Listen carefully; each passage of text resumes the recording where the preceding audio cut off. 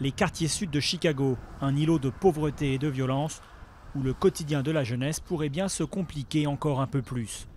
Pour économiser de l'argent, la ville veut en effet fermer une cinquantaine d'écoles.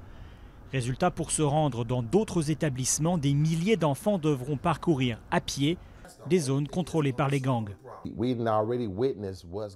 On voit bien ce qui arrive quand des enfants de notre quartier traversent la 115e rue. Il y a eu des meurtres.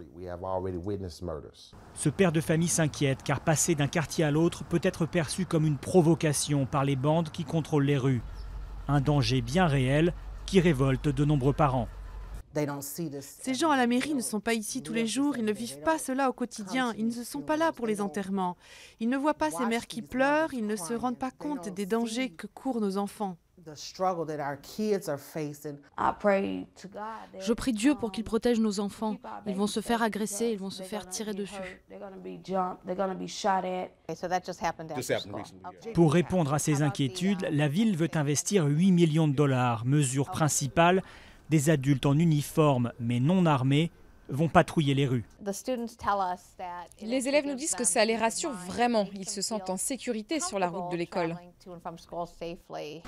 La démarche commence déjà à faire ses preuves avec une vraie réduction de la criminalité sur les parcours surveillés. Mais de nombreux parents restent inquiets dans une ville où plus de 500 meurtres ont été commis l'année dernière.